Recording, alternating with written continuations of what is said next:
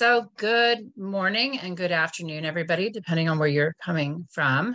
My name is Allison LaFerlita. I'm the Executive Director for the Nonprofit Resource Hub, and I want to welcome all of you today to our very first digital marketing conference. For those of you who are not familiar with the Nonprofit Resource Hub, I do ask that you give me just a moment to share some background on who we are and what we do. We are the Nonprofit Resource Hub, aka NRH, or the Hub, whatever you want to call it. We are a professional association providing the nonprofit community with much needed resources, educational opportunities like this one today, and professional services and goods. In a nutshell, we're here to make your job easier. And we're here to connect you with trusted resources, vetted companies who understand where you're coming from and want to support the good work that you're doing. If you are a nonprofit attending today's conference and have not yet enrolled to be a nonprofit partner with the Hub, please go to our website and enroll today. We do not charge nonprofits to join. We just ask that you take advantage of all these amazing opportunities and resources that we provide you with. As for my personal background, I have served as an executive director since 1996. Over the course of time, I have seen expectations and demands for nonprofits and the way in which they connect with their audiences change dramatically. And I would say even more so over the past decade, really. And now with AI in play, it seems like the game has changed yet again. As a nonprofit executive, we all know that brand awareness is the top priority in your list. You are competing for the same dollars. You are competing for the same spotlight. You're challenged to grow this list now. You also want to maintain your current relationships. You want to be able to support and work with your current supporters. And you're also often working with limited funding. So it really puts you in a very unique position. Luckily, you have digital marketing. And this opens up an entirely new world for you and all these opportunities for you to gain recognition and grow your support networks.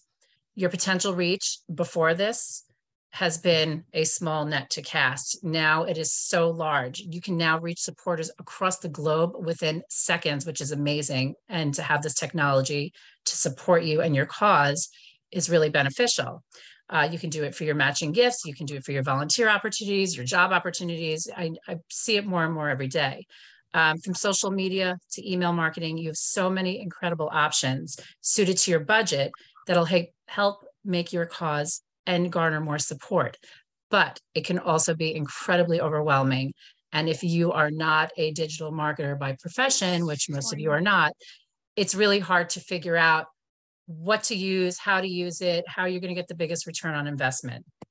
So if you want to gain a better understanding of your options and hear from your colleagues in this industry who have successfully leveraged their support by way of digital marketing, you're at the right conference. Today's speakers and panelists will be offering you a wealth of knowledge on the various options available to you and will share their personal experiences for you to learn from. Our goal for you today is for you to walk away having a better understanding of digital marketing in the nonprofit industry and a higher level of confidence in what will work for your organization. We'll be kicking off today's program with a workshop, How to Develop a Social Media Strategy, facilitated by our associate member, Michael Bellavia, who is the CEO with HelpGood. HelpGood is a social impact marketing agency with a digital-first approach. Please note, when the workshop is over, you will automatically return to the lobby. However, if you have any questions, you are certainly welcome to put them into the chat and we'll do our very best to help you. Once again, I would like to thank you for all coming today. I would like to thank you for participating. And I do hope that you really find that you get a lot out of your time with us today. So without further ado, I'd like to welcome Michael Bellavia. Hello, everybody. So yes, this is actually kind of a dig in and do kind of session. So at different points, I'm going to take a pause and I'm going to ask you to actually kind of get a piece of paper and a pen. So maybe prep that now and actually scratch out some things along the way because we're using this as an interactive workshop. Okay, so as mentioned, I'm Michael Bellavia, CEO of HelpGood. We are a social impact focused marketing and communications agency. So all of our clients are nonprofits, universities, foundations, government agencies. I'm coming to you from Los Angeles, and we have a team based here, as well as the team based in New York. We're a certified B Corp as well. We've been very experienced with small micro nonprofits all the way up to much larger ones. So what we're going to cover today, a social strategy, why you need one, really kind of dive into what is your experience with even creating a strategy at a base level. This is going to be relatively high level. We're not going to get into granular, like post on Twitter twice a day within this X hour. We're not going to get that tactically granular. This is more high level. So we're going to look at just really how do you even formulate that strategy at a high level, using this kind of get to buy structure along the way. I don't know if anybody's familiar with that, but you'll become familiar with it at a base level at the end of this presentation. For us, and for when you're approaching even social media, we do take this kind of story-driven approach to social impacts, where really you're trying to use your story to generate engagement around your mission, to then inspire people to take an action, and to inspire them even to go beyond that action to turn into advocates for your organization. So why even think about social media? So as Allison was talking about, it's really, you have audience accessibility in a way that you never did before. You can reach hard to reach audiences or even very big audiences around your cause. Supposedly it's free, but it's not really free. Your time isn't free. Nobody's time is free. And your organization has to turn into kind of a design movie studio in a way. And like basically all these functions are supposed to be inside your organization. At the same time, these platforms don't charge necessarily at the moment. Some of them do. They've just started even doing that over the last year. So a big thing is these platforms are always changing. They're somewhat affordable, like paid ads can be relatively inexpensive, but these platforms are increasingly more pay to play, where in order to make any kind of noise, they do charge you along the way. Your community's there. There is a social platform out there that is really, that leans into probably what your organization does more than others. There's like very strong communities within Facebook groups, but then if you're going after gamers to kind of raise funds with them, there's Twitch. There's always a platform out there on the horizon that you can kind of spread your cause to. And then it really also is the only platform that allows real-time relationship building in a two-way. So usually where you're sending out direct mail or kind of just blasting a message, this really gives you an opportunity to have kind of ongoing conversation with your communities that you're serving, unlike any other kind of media platform.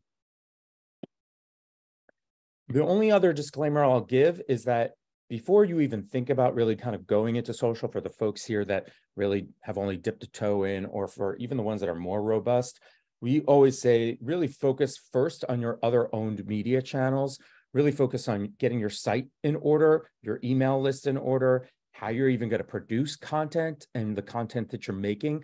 Know those things before you even go down this path.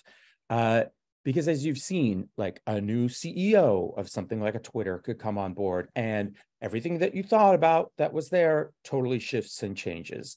That doesn't happen with your website as much. That doesn't happen with what your email list is. You control those things. So really try to get that house in order before you start going full force into social side. So let's start off. What is a social strategy and why do you need one? So really, it should act as a guide, a North Star, so to speak, that helps your organization prioritize, measure, and execute projects that influence your social community to engage and act. So it really is going to be almost like setting up, this is our mantra, this is what we're doing, this is how our path forward, so that if anybody ever says, hey, why aren't we on TikTok? Or I heard that this new social media platform, Be Real, just started. Why aren't we doing that? This is a way to rally everybody around, okay, this is why we're doing this. And that's nice. I'll put that in our parking lot and think about that in the future. But right now, this is the approach that we're taking. So a social strategy gets your team on the same page, just like what I was saying. Like you may have all these different people with different motivations coming to the table, both internally as well as out there externally in your audience. Starting off with having kind of a written down, documented strategy plan gives you a sense of how to know of these are the audiences we're going to invest in. This is how we're going to reach and engage and influence them. This is the kind of actions we're going to want them to take. This is the creative and the most creative approach that we're going to use to access them. And these are our priority platforms that we're going to use and the kinds of moments that we're going to try to capitalize on. And this presentation, as I'm flying through it, you'll be able to get this afterwards and as a takeaway from the folks at NRH. So really, a strategy will also help you to measure and define success along the way by tracking key performance indicators, KPIs, with your goals. And this gives you the ability to kind of test your theories. So really all you're doing is make a theory, testing it, optimizing it, and then saying, well, that worked, or, well, that didn't work, and iterating on that to then reinform what your strategy is.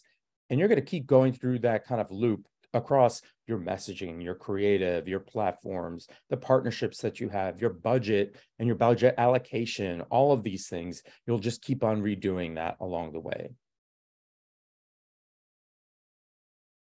So what does a strategy look like and how we're going to write one? And everybody's going to start writing one even during this kind of session. So it starts with research. They circulated in here a few minutes ago a link that has kind of some something. You should probably have that out and ready. You could, if you have access to a printer, print it out, or if you can have that on a separate screen, have that on a separate screen. In this presentation deck, I'm not going to go into the appendix that I have also that you can check out, but I have a bunch of questions and prompts that can lead you through each of these 5 C's, really.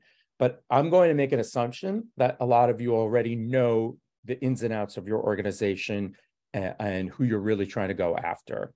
But these are the 5 things that you would want to focus on. Your company, the category, the connections, the consumer, and the culture.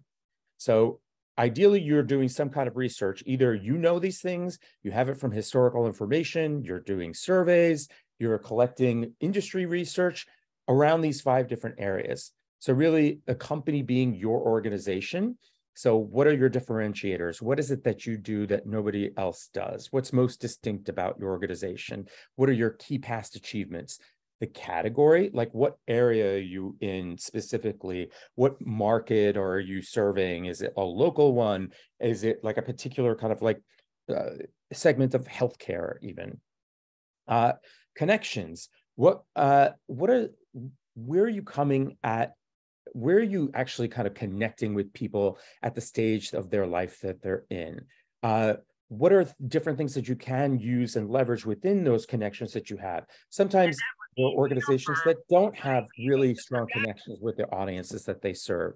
And in other cases, there are organizations that are very intimately familiar with their people because they're running, let's say, 12-step programs where it's everybody in a room and I know Sally or Jim. Really look at the consumer. What is the profile of each of those people that you're serving, as well as the people that are in your audience? And that could change based on a platform that you're looking at. So the people that you kind of engage with in Facebook may look very different than are visiting your website, that might look very different than are like even on your email newsletter. So really trying to get a sense of what are the beliefs and the attitudes, the behaviors of those folks. And then overall, the culture, not just within your organization, but what is happening in the broader culture overall that's shaping your organization. If your organization happens to be one that is, like a nonprofit that's drag queens reading to kids, well, you're in tough times right now. So understand what's happening in the broader market and legislative kind of body that is really going to shape your success no matter what you do. So that all that research, and I have a bunch of questions in that appendix that will also be part of this deck. Really, the research is used to inform and refine this strategy brief. But because we're in this just like brief session today, I'm going to assume that you're coming to the table with that research in mind, that you already know those things. So now what we're going to do is we're going to work on kind of like really just a sentence that we're all going to get to that really is a strategy. This strategy, you could keep doing this over and over and over again. So you could do this either when you're thinking about a particular platform like Facebook, or you can back this all the way up in a very macro way to say, what is the strategy for organization as a whole? So this get to buy way of thinking is really going to act as your North Star for whatever you're doing. So let's break it down. Where the get is the audience. So you want to get these folks, and you're going to get pretty specific as possible. It's going to help you to get as specific as possible. Like not just saying teens, that is an audience more specific than human beings, but you're going to see we want to get as specific as possible. You're going to want to get that audience to do something, to act, even if that's just read or watch or click or view or sign up or do something. And how are you going to do that is by motivating them in a particular way, by showing them something, by leading them in a particular path, by telling them a particular story. So we're going to take each of these step by step and break it down. So the get, who is your primary target audience? So I want you to think about it through the lens of your organization now. And I want you to start thinking about who is our number one audience. That could be the audience that you're serving. That could be your donor profile who's your number one audience. That could even be, if you want to really think about just only social media, then think about on Facebook. Who's your number one Facebook audience that you want to serve? And that is different of who you want to serve versus who might be there. Like you might have an audience that's full of trolls, like going back to that drag queen example. Right now, if you have a Facebook page talking about what your organization is doing, you might have a ton of trolls. That's not your real audience though. So I want you to think about what is your core audience that is really the one that you want to talk to. And I want you to start thinking about that audience. So in terms of their demographics, their ideologies, where are they? I want you to get as specific as possible about that audience. The more specific you get, you're going to be able to like kind of be challenged by anybody saying, well, why are we talking to these folks? Well, that doesn't fit with our core audience. They may be maybe a secondary audience or a tertiary audience, but for right now and for the purposes of this exercise, I want you to just think of one audience. Again, as I said, once we go through this once, you can go through this 17 times. Right now, we're working with UCLA, where their core audience in that case are providers in the state of California that are serving Medi-Cal kind of patients, specifically that are interfacing with patients around mental health and mental health care, and even more specifically around youth. And then if we even want to get even more specific around that, it's youth populations that have been impacted by adverse childhood experiences. So that's a very, very specific niche of an audience, these providers, but a very particular provider profile. Once I start fleshing it out, that audience, I start to know, okay, it really helps me hone in on the realm of ways that I could either reach, engage, storytell to them, because I want to get to know what do they care about. So a sample audience. These are too broad. Facebook users in New York. Well, my mom is in New York. My sister's in New York. They're very different people. They might be both women, but they're just very different. We want to get to very specific things. So moms on Long Island, age 50 to 65, who don't support their organization because they look like some of the other folks there. So I want you to really start thinking about it in the lens of your organization, as specific as you can get about one audience. And I know you may have 5 or 6 or 20 different audiences. For this exercise now, just think of the one and get as specific as possible about it. So, and I want you to also see in those broad examples, they had platforms, but I don't want you to even think about platforms at this point. I just want you to think about, because your priorities are going to dictate the platforms that you go down the path of in terms of social. So I want you to think about really those people, those human beings that you're trying to go after. So we focus on the who first, who these are. And again, this all gets into your time. Social media isn't free. I don't want you just throwing out stuff out there randomly saying, oh, I have to do a Facebook post today. No, like even if you're making a Facebook post or anything like that, I want you to have a very clear vision of, I'm making this Facebook post for this one user. And that's the same thing. We've worked on the social media for the Smokey Bear campaign for over a dozen years. There's literally one woman out there who is his mega fan. who I know looks at every single little thing on Facebook that we ever post. Largely, I'm making everything for her because I know she gets the message. She knows what he's doing. She knows what he's all about. She's seen everything that we've done. I want to make sure I'm really connecting with her. A lot of times it helps you really focus in on what is it that she's going to need. So after we move beyond audience, then it's like, what do I want them to do? So what is the most important thing I want this one fan to do? So with that, that could be anything from, do I want to make her aware of something? Do I want to educate him about something?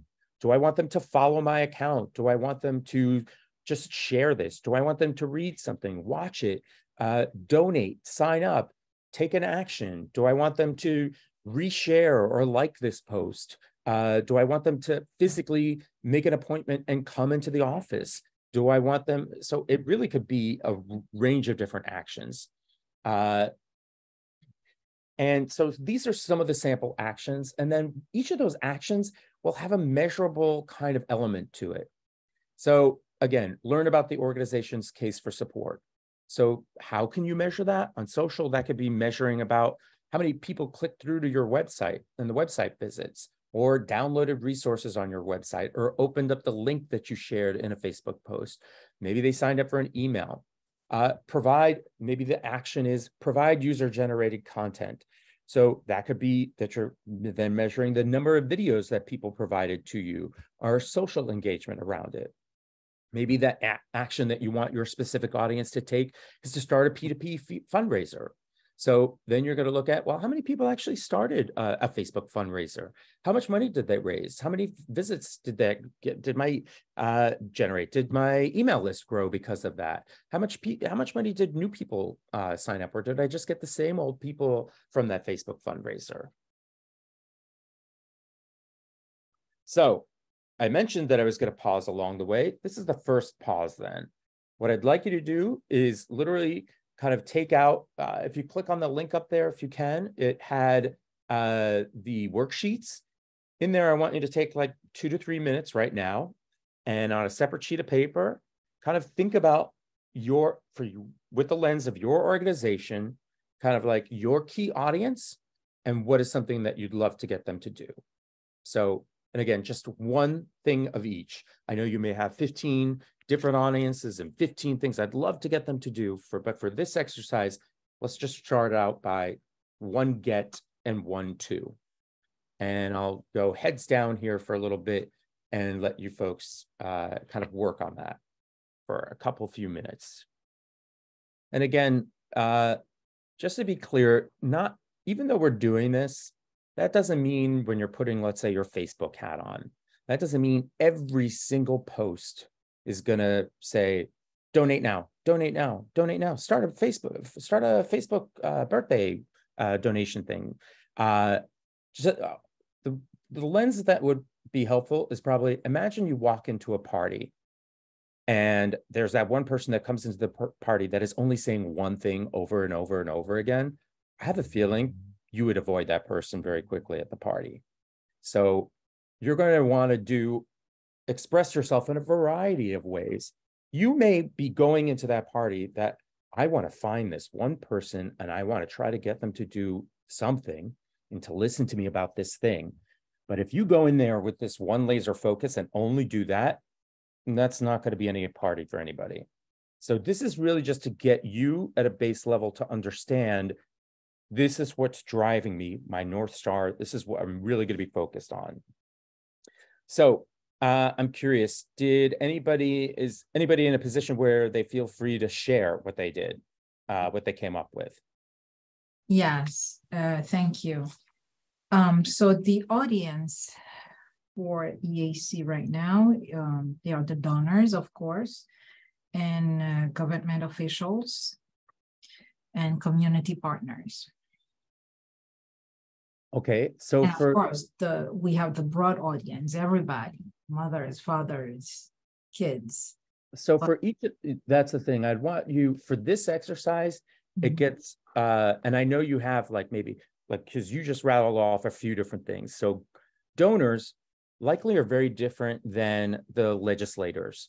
They will have very different sets of motivations and things like that. Correct. So start from here. If we start from donors, okay, what is like your most frequent donor or your most special donor look like? What does that person do? Is that some rich lady that's in her 60s? Or is that just somebody who's giving you $5 and it's a mom who doesn't really have a ton of money, but you have a lot of those moms that are giving you $5? What is your best donor look like for you? The best donor looks like the rich guy who can give like 5 to 20,000. Okay. So I want to go after that rich guy. Now I want you to start, like, we can't do it here in this time, but I want you to start digging in. Who is that rich guy? I want you to even imagine a persona of what he is. If you know him, or think about Tom or whatever he is on your list, and really start profiling Tom, write out everything about him. How did he get his money? What does he value in your organization? What does he do with his money usually? Where else, when he's not giving money to you, who else is he giving money to? Does he have kids? Is he single? Is he married? Where does he live? Like, get as specific in terms of making that persona profile. Then if we're going to Tom, I'm going to assume that your big two is to get Tom to donate annually, or if he's older, it sounded like maybe include him in his, include you all in his will, or increase the level of his donation. So really getting as specific of like any one of those twos could lead you down a very different path. So I want you to get as specific as that. And then look, once we figure out Tom and what we wanted to do, and like we may eventually iterate through this whole process 10 different times just on Tom. Then you go back and say, what is like the profile of your secondary donor look like? Maybe it is that mom that only has $5. So then I want you to go and iterate through, what are all the things you could do for Estelle, who only has $5 and is only going to ever do that. But that's how kind of detailed I want you to try to get in this exercise. And it's kind of a thought experiment to keep going through that. And then that's just in donors. Then you may move on to legislators, because you know each of those you may have to approach in very different ways. You could sometimes put them in groups, but that's the kind of detail that I want you trying to think of as you're approaching this then. Okay. Have to move on from this just to keep this presentation going then, but thank you for that, Cher. Thank you. Okay. So as somebody was asking, the more nuanced part of this then, I do see a question. I'll call on Cindy because I see a question there. Cindy, before I move on. No, it wasn't a question. Sorry, I was just, I thought you still wanted people to share, so. Oh, we may have time at the end. I'd rather kind of go through this at this point and then come back to it, because as you're thinking these things through and hearing the feedback, you should hopefully readjust what your things are. So from the takeaway from Cassandra, I'd say good start, but those are very high level. I want you to start thinking more granular detail level. So I do have a question about that, because that's where I started. Very basic, like who do we want walking through our doors? And you know, it still becomes broad. So my question is, I guess when you're thinking about how to target them specifically, those consumers, for lack of a better word, walking through your doors, what kind of needs assessment or you know, like what are we looking for that we would include in post, or you know, like what kind of, and where should we be looking for that information? Some of this might not be like in a post. If you're talking about physically wanting to get people that look like the people walking in your door, then I would have somebody, like we work with a client here in Los Angeles Christian Health Centers. They are one of these federally qualified health centers right down on Skid Row. Most of the folks they're serving are unhoused or recent immigrants or indigent, don't have insurance. The ways that and so it's like, yes, we run social for them.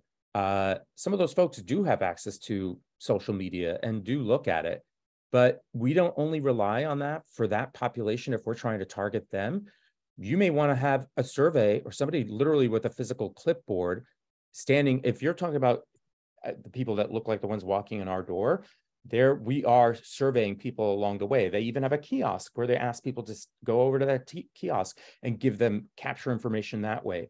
You want to start building some of that research information as possible. And sometimes that research might happen in an offline way that has nothing to do with social media or the platform that it might eventually, your messaging might eventually be expressed in.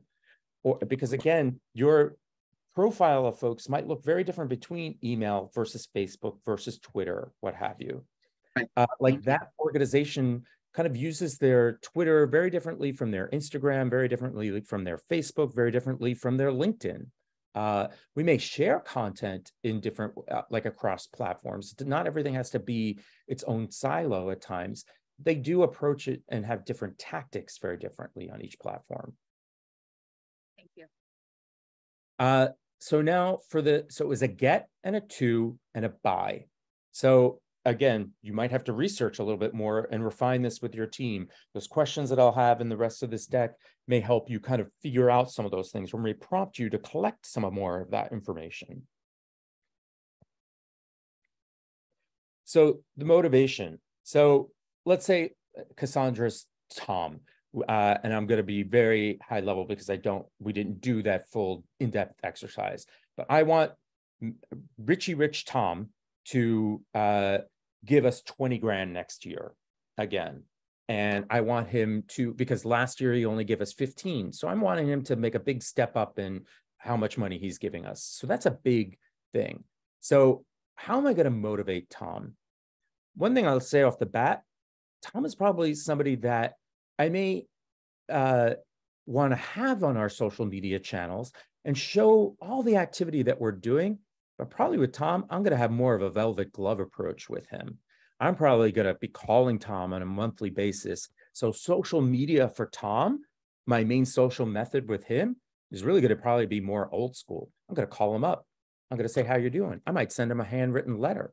I might have him be able to talk with one of the constituents. I might invite him in to walk in through the door and see what we've done and the progress that we've made.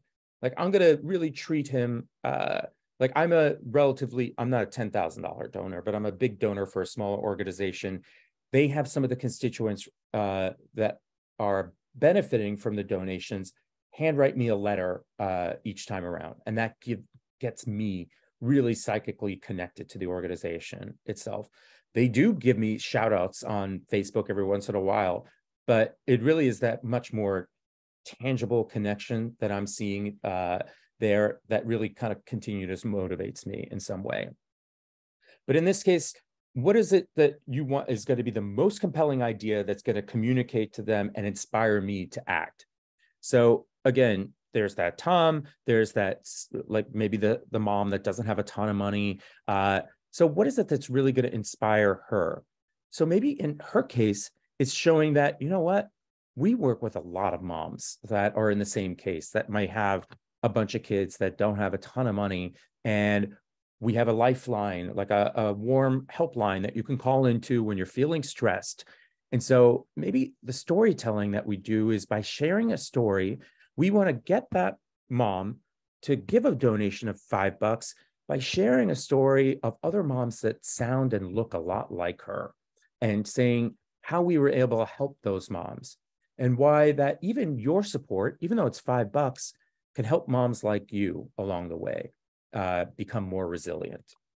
So this most compelling idea is going to be likely look very different for each of those audience profiles that you thought up. It's going to likely look very different for the buy. So, but in some way at this point, rather than getting too lost in the weeds, I just want you to think about like the most compelling idea that you have out there. So, because the other thing is, social media can be overwhelming. There's so much noise out there and you have only a few seconds to connect. And your audience has lots of motivations. Like I am not always thinking about your nonprofit or even that nonprofit I donate to. I have lots of things. And in each of these different platforms, like I'm a different person. I kind of express myself differently in Facebook than I do in Instagram than I do in TikTok. In TikTok, I'm a lurker. On Instagram, I do share myself more often. And at Facebook, I used to share, and now I've pulled back just because I don't like that space as much. So so realize that your audience evolves, and some of that stuff is totally out of your control. But I want you to really think about the most compelling idea that you can kind of hook them in with, and what they might find the most relatable, inspiring, relevant, that speaks their language. So Tom's language is likely going to be, and the way that he speaks is going to be likely very different than that single mom that has 5 kids. They live very different lives. So you want to think about what is going to inspire them to act. And that act doesn't have to, like, getting them to give you money. That is a big act. That's a big ask. That's a big ask at that giving me an extra $5,000 level. And it's a big ask even at that $5 level. Those are big asks for both of those people. So maybe it's just like the first level of that inspiring them to act is just reading the social post, or watching the video, or reading the story.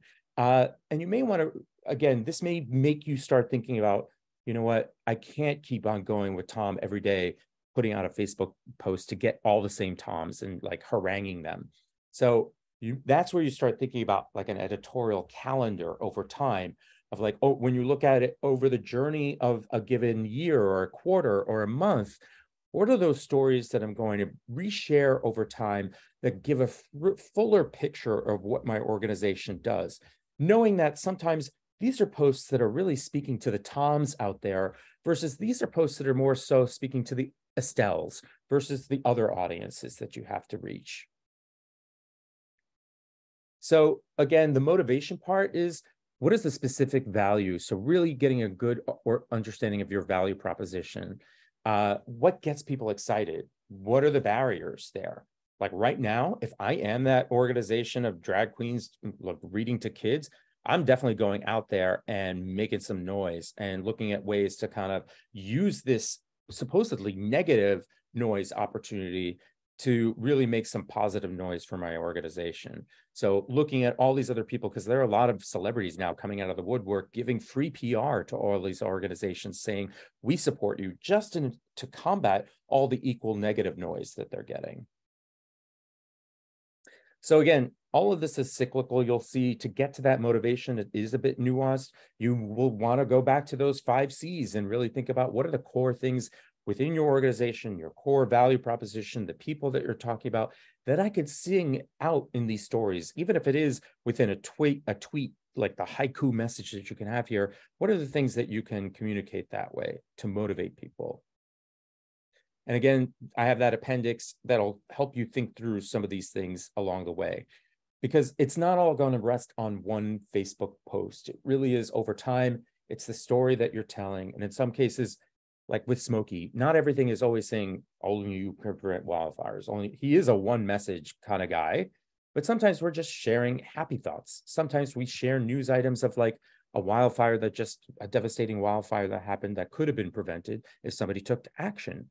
Other times it's sharing, hey, this is how you actually prevent a hot car from sparking a wildfire on dry grass. Other times it's like, hey, he's in the Macy's Day Parade. Check out the balloon, and we're just celebrating things. So a lot of that will happen over time as far as you're creating like a calendar of information for social. So here are some examples. I'm going to get moms in Fairfield, and actually you'll be hearing from a client of ours later on in an interview at the end of the day called Filling in the Blanks, that is based in Connecticut, that kind of addresses food insecurity in the Connecticut market. Really, we started working with them during the time of the pandemic, and they needed to raise money, and they needed to raise money fast because there was a lot of food insecurity during the time of the pandemic before big government money opened up. And so it was all about raising awareness of how, like, the pandemic definitely and lockdown definitely kind of brought to the forefront just how insecure we are, even for such a rich nation, in terms of getting access to food. So like, here's an example. Moms in Fairfield and Westchester County who haven't donated to our organization in the past, getting them to make a first-time donation of $10. And by communicating the urgent need for food in the local community and how Filling in the Blanks is the most direct and effective way to get to kids and directly access them. Here's another one, totally different client of ours down in Florida. There's an animal adoption place. Getting recent pet adopters in some close Florida region. And even these are not overly specific, but I'm just doing it for the purposes of this presentation. But getting them to start a P2P fundraiser and leveraging Betty White's birthday to do that and sharing your personal adoption story. This was one that we used and they actually had a big success on doing that. So in this, you may have seen that there are some differences in terms of channels and platforms. So channels are within social, there's organic and paid social media. You could use influencers and partnerships. There's content types, there's your email, but then there are the platforms. And there's a lot of things to juggle as you're thinking through these things. So there's so many different platforms out there. I haven't even gotten that specific around this is what you do in LinkedIn as much as like, because I think that can come later. And there's a lot of information out there that LinkedIn is like a professional environment. So you'll reach the Toms better than you'll reach the Estelles on that one. Because it really gets to the aspect of really focus on that get to buy at a very high conceptual level before you even worry about this stuff. But then through all that thinking, these are some expressions of the different types of things and content that we've worked on. So like, this is for that filling in the blanks charity where you're seeing that there are a variety of different ways that this, sometimes we're resharing the same image. Sometimes it's the exact same copy on something, whether that's living in Instagram or in Facebook. Sometimes we're using the same information in an ad. Some of it is developed and presented in a different way, in a more graphic way, a more text-driven way. There are so many variables along the way that you could play with. You could make yourself mental. So if you're just like a small nonprofit with, I'm doing this all myself, I can barely tweet, I think it still helps you to have like that very high level get to buy structure in your head. So ideally, we'd have a pause now for another couple minutes. And Allison, you can slap my wrist if we're over time at any point. I'm trying to keep an eye on time here. But ideally, we have 4 minutes. Okay. So I'm going to give you one more minute at this point and just to think through what your buy might be. So based on your get and your to, what is one buy you'd like them to do? And Michael, while everybody is working on that, I do have a quick question for you before we get booted out of this room. Can you, if anybody is looking to talk to you, connect with you outside of this, can you let us know how we can get in touch with you and what it is that you could do to, maybe just do the highlight Sure. of your services? I think there's an email in the presentation. So when you get that, feel free to reply via email. That's the easiest way to connect with me. But basically, we help clients think through social media specifically, and then also we look more holistically about all of your digital marketing period, just to see what are in an integrated approach, what priorities should social take for you? And then if it is like your number one priority, how do we allocate your resources? Because you can't be a Facebooker, TikToker, LinkedIner, all those things and be expert at all that stuff. So really just saying, you know what, this is my bandwidth, both mentally and capacity wise or what have you. And that may be very different. Some people may have, you know what, one of the kids we serve is, we had this with a client. One of the kids we serve and have had a great success with was TikTok famous.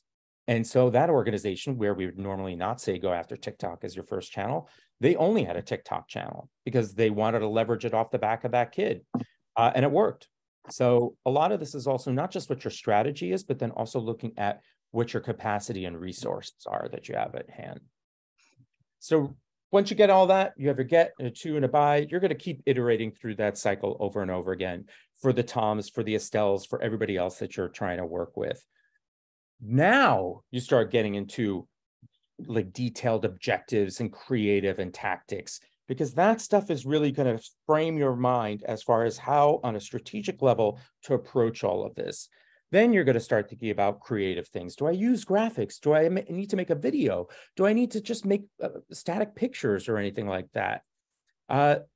You'll start thinking about copy and like wordsmithing and this stuff. We had very different kind of approach to a get to buy for filling in the blanks from 2020 when we were in the thick of the pandemic to and what the creative looked like then. to a get to buy for filling in the blanks the very next year, where it's the same organization, but you could see the end result was a very different kind of approach to creative, and the messaging changed subtly along the way too. So just because you do this now, this is today, this may be very different. Like I bet if that drag queen organization did this 3 months ago, their whole approach to social looks very different now. And they probably threw out their whole playbook that they had and their editorial calendar based on everything that was going on. So at a tactical level, you're going to then shift all the things you're doing on these social platforms because they may be very different along the way based on where your audience is. So I'm going to talk to the Toms, probably on a LinkedIn.